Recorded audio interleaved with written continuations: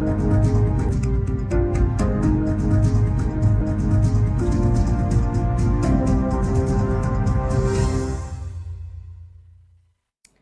and gentlemen, thank you for joining us on the 6:30 p.m. newscast over My Media Prime TV. We are broadcasting from the economic capital of Cameroon, Douala. Good evening, Gladyse, Bomotoguina. Bonsoir, Cynthia Azanu. Bonsoir, mesdames et messieurs. La première partie de ce journal bilingue, c'est avec toi, Cynthia. Ladies and gentlemen, to begin this newscast, road users of the stretch linking Bangé and Lendi in the Douala 5 municipality have described the poor state of the road that has made it impossible for vehicles and motorbikes to ply along. Likewise, pedestrians. Our reporter Eileen Sama visited this area and first to us the following report. This stretch of road linking Bangé and Lendi in the Douala 5 subdivision has now become inaccessible for pedestrians, vehicle owners, and even bike riders who are usually the last resort. Things have now gone from bad to worse with the rains, as mud and rainwater has made it impossible for those in the area to use this road. For this user who lives in Lendi and passes through this road daily on his way to work, the people in this area are now living a nightmare. Mais ça, c'est quelle route comme ça que je quitte même de Lendi pour venir ici, je monte sur la moto me jette en route. Really? What kind of road is this? I left Lendi to get here using a bike, and the bike even threw me down because the road is indeed bad. I really don't know what I'm going to do. And right now, I tried passing here. You saw, I fell into that muddy water. I'm all wet and dirty, and I'm on my way to Bonamusadi on foot because the road is bad. Je marche à pied parce que la route est mauvaise. He then pleads with the government to do something and fix the road and reduce the burden of road users in this area. S'il vous plaît, même si c'est pour me mettre en jeu, je veux me montrer, pardon, arranger la route là. Please, please, even if I have to kneel down, I will. Please fix this road, because this is not a road. Cameroon is a nice country. I beg of you, arrange this stretch of road. S'il vous plaît. This is Mbangé, and we have very deplorable roads in the neighborhoods, and it gets rough and messy with the rains. As you can see, piles of water everywhere on the streets, making it very inaccessible.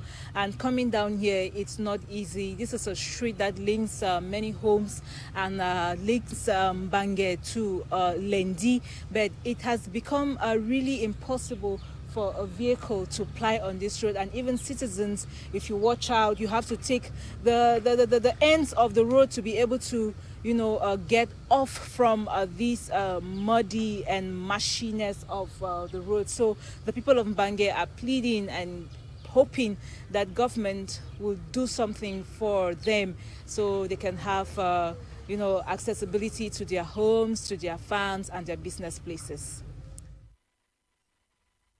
And now the coming of the rainy season has been characterized this year, like others, with massive flooding, but to a greater extent on employee performance rates. In this following report, Dolingonde talks with a common man, and let's take a listen. Cameroon has a tropical climate with variably the rainy and the dry season.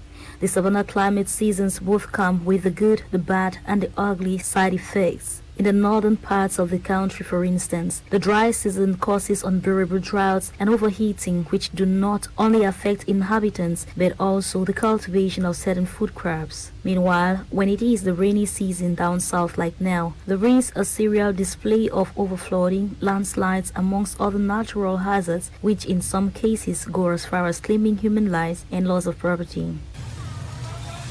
In Douala, the effects can be seen from the roads as many poorly tarred are beginning to shrew up, causing potholes, thus one reason for the unusual traffic observed lately. Despite the decongestion of the road network, the local administrative authorities, moreover, workflow, many have attested, is greatly perturbed, although the rainy season has its own pluses. The rainy season comes with a mixed blessing because it is beneficial to some people, like in the farming sector, those who do farming. It is advantageous to them because it saves the cost of watering crops. From a personal perspective, Gladyse will now share her own experience of the rainy season. You are supposed to go to work at 8 o'clock, but when the rain persists, you have to go late. And so it adds an additional cost for you to purchase an umbrella. And most of the time, even if you purchase it, when you go out with the umbrella, you can forget it somewhere and you need to buy another one the next time. And in the worst case scenario, Jackie says, actually at my job site, I've received sanctions at times, even punishment, because I usually go late, especially when rain is falling. Even in school, I do receive sanctions too, because at times when you reach in school, the lecturer will tell you to stay out, that you cannot come after the lecture. With a few more months to go, pipes are already cracking up, walls soaked, and verandas flooding up. But as already cautioned by the National Observatory on Climate Change in Cameroon, the preceding days and months are bound to be wet, with possible negative consequences. Thus, everyone is called upon to be more proactive towards this end. Lutte contre la grande criminalité. Deux présumés arnaqueurs ont été arrêtés par la police judiciaire de Bomotoguina à Douala. Leur mode opératoire, c'est dans ce reportage. Deux présumés cybercriminels ont été appréhendés par les forces de maintien de l'ordre de Bomotoguina, Douala, dans la région du littoral. Ces derniers sont accusés d'avoir utilisé les noms et identités des agents de l'État et des diplomates pour extorquer de l'argent à leurs victimes. Leur mode opératoire était de prendre les noms des personnalités importantes du Cameroun, tels que celui du président de la FECAFOOT, le gouverneur de la BA, le vice-président de la Guinée équatoriale. Ces bandits ont été arrêtés suite à des plaintes faites par le dit président de la FECAFOOT, Samuel Eto'o-Fils. Après avoir été témoins des vols inidentifiés, les populations ont néanmoins été appelées à rester vigilants et d'être conscients de cette cybercriminalité. Une fois de plus, nous attirons l'attention des populations sur l'utilisation des réseaux sociaux. Précisément, lorsqu'il n'y a pas de possibilité évidente à identifier les identités exactes des individus. Des investigations se poursuivent donc, bien que ces deux présumés arnaqueurs ont été conduits pour plus d'enquêtes. Demain lundi 25 juillet 2022, le président français Emmanuel Macron sera donc au Cameroun sous invitation du président camerounais, son Excellence Paul Biya. Quentin Etapé dans son reportage. Emmanuel Macron va effectivement effectuer une visite officielle de 2 jours au Cameroun. Une information qui s'apparentait à une rumeur il y a de cela quelques jours a été confirmée dimanche dernier de sources médiatiques et diplomatiques. D'après le programme annoncé, le président français arrivera à Yaoundé lundi prochain et va s'installer à l'hôtel Hilton. À la veille, il sera reçu par son homologue Paul Biya au palais des Toudis, avant d'aller rencontrer quelques leaders politiques de l'opposition, notamment celui du MRC, du SDF et du PCRN. Au menu des échanges entre les deux chefs d'État, les questions d'ordre politique, les enjeux sécuritaires liés à la crise du Nozo et la menace Boko Haram dans le nord du pays seront à l'ordre du jour, sans oublier les problèmes de l'insécurité alimentaire. Annoncé dans la semaine, cette visite fait réagir dans l'opinion. Il promet d'assister et de rencontrer notre président de la République, le président Paul Biya, lundi. On espère seulement qu'on va nous donner, nous qui sommes plus bas, c'est-à-dire qui sommes dans le domaine professionnel, commercial, on aimerait avoir des échanges qui permettent de nous déplacer entre le Cameroun et la France afin de lier quelque chose de plus commercial, parce que c'est ça qui nous intéresse. La France est toujours derrière l'Afrique sur ses intérêts. On n'a rien changé. Toujours les matières premières. La plupart, quand vous voyez un Français qui est venu au Cameroun, c'est la matière. Faisant ainsi jaser sur la toile, cette visite interviendra dans un contexte où Yaoundé est soupçonné par la France de se rapprocher de Moscou après la signature d'un accord de coopération militaire entre le Cameroun et la Russie. Les relations s'étaient dégradées entre Paris et Yaoundé suite aux propos qu'avait tenus le président français sur la situation sociopolitique du pays de Paul Biya. C'est la première fois que le locataire de l'Élysée arrivera en Afrique en miniature depuis son accession à la magistrature suprême de la République française le 7 mai 2017. On our health page, July is Cord Blood Awareness Month. Bearing amazing benefits, cord blood has been approved by health expertise for its treatment of life-threatening diseases like leukemia, anemia and stroke, and many others. Details with Bokengo Worthy. Cord blood, also known as umbilical cord blood, is blood that is found in the placenta and umbilical cord after a baby is born. This blood is a rich source of blood stem cells which can be used for transplantation for patients suffering from a range of life-threatening diseases and health conditions such as cancers, blood disorders, bone marrow failure and syndrome, autoimmune disorders, inherited metabolic and genetic disorders, atopic dermatitis, lupus, multiple sclerosis, psoriasis, anemia, leukemia, rheumatoid arthritis, stroke, cardiovascular diseases, diabetes, kidney and liver failure, uterine scars, lung disorders, neurological disorders, and many more. Around the world, more than 600,000 healthy umbilical cord blood units have been stored for transplantation, with a 28% used to treat genetic diseases successfully since 1988. Experts say patients related to the cord blood donor have a survival rate that is 3 times higher within the first year of transplant. Approved to cure about 80 life-threatening diseases and conditions, the month of July is set aside to help spread word regarding the superpowers of newborn stem cells, as well as encourage parents of newborn to help save life by donating their infants' cord blood so as to help give new hope to patients and their families worldwide. Out of the country, at least 13 people have died and 30 injured in Libya after a clash between armed groups. Hundreds of civilians in Tunisia have protested against the president and draft constitution, and 18 million people are suffering from hunger in the Horn of Africa. My Media Prime News Desk compiled these stories and files to us the following report. In Libya's capital, Tripoli, overnight clashes between armed groups resulted in at least 13 deaths and 30 wounded, including civilians. The clashes involve 2 armed groups. Although fighting between armed groups is frequent in this area, it is the first time in years that there are civilian victims. On Friday, another group, Brigade 444, intervened in order to mediate a truce, but they too fell under heavy fire and were forced to retreat. Official sources indicate that the Libyan president suspended the Home Office minister. Hundreds of protesters marched on the streets of the Tunisian capital, Tunis, on Friday to protest against the president and the draft constitution. The demonstrations were met by a heavy police presence, including water cannons and riot gear. According to police sources, at least 10 people were arrested. The new constitution will be voted in a referendum on Monday. Critics claim the new constitution will enshrine the vast powers that Said has exercised since he sacked the government and suspended parliament on the 25th of July last year.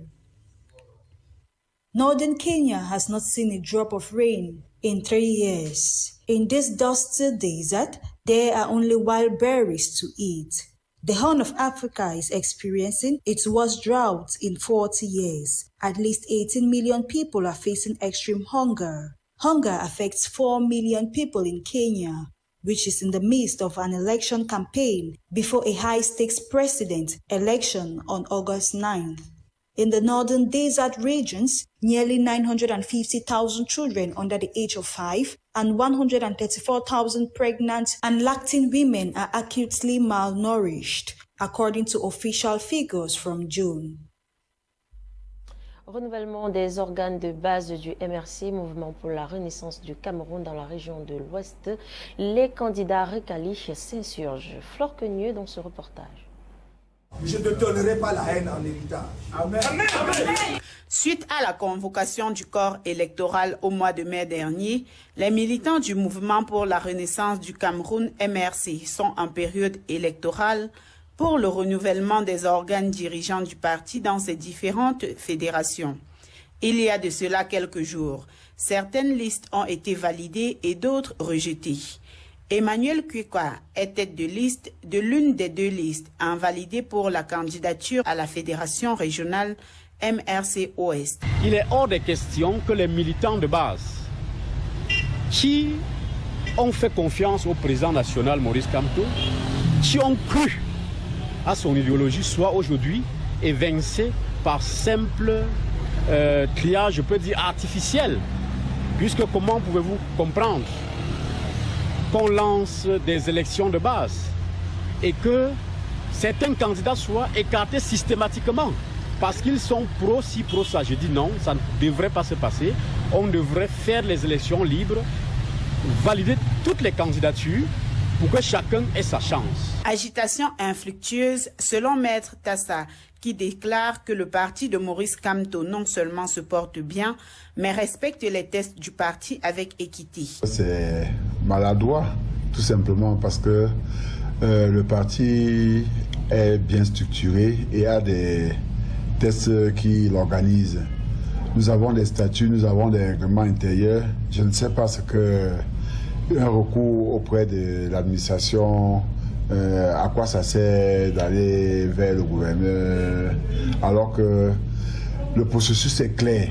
Pour Emmanuel Kweka, aucun moyen ne sera lésiné pour que justice lui soit rendue. Loin du parti, le challenger de Maître Tassa a saisi non seulement la justice, mais également le gouverneur de la région de l'Ouest. Nous allons nous battre avec la plus grande énergie pour que on rétablit tous les militants dans leurs droits.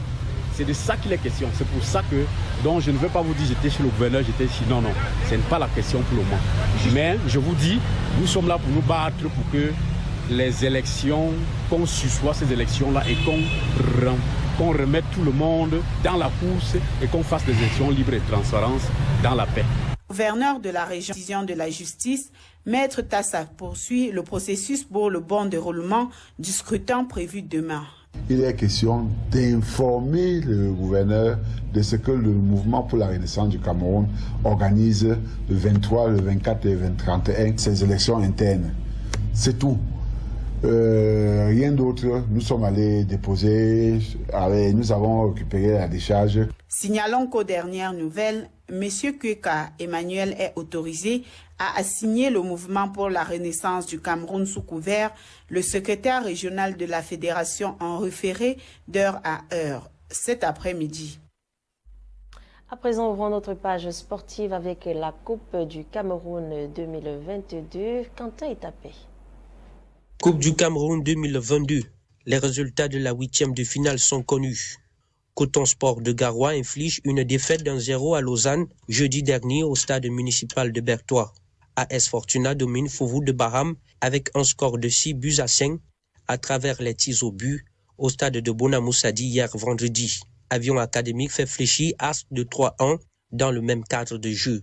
Renaissance FC s'impose 2-0 face à Unisport au stade de Ngouekili à Yaoundé. Ubamboutos a frappé également Colombe par le même résultat.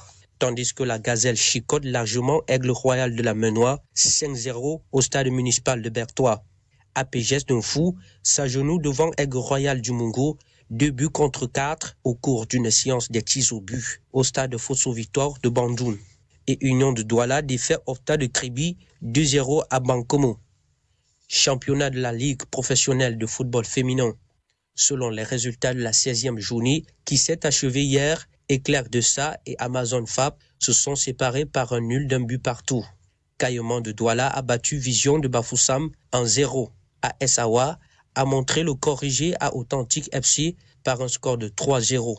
Pareil pour Edine de la Leki devant Leki FF. FC Bolova s'impose avec 2-0 face à Renaissance, tandis que Louvmin Profi et Canon de Yaoundé se sont séparés avec 0 but chacun. Nous sommes arrivés au terme de ce journal bilingue sur My Media Prime Télévision. Mesdames, Messieurs, merci à vous de nous avoir suivis. Bonsoir, Cynthia. Good evening, Gladyse, Bomotoguina. Ladies and gentlemen, thank you for watching us throughout this news edition, receiving technical assistance from Christian Tebong and coordinated by Faith Tata. I have been Cynthia Azanu. See you next week, and until then, remain blessed.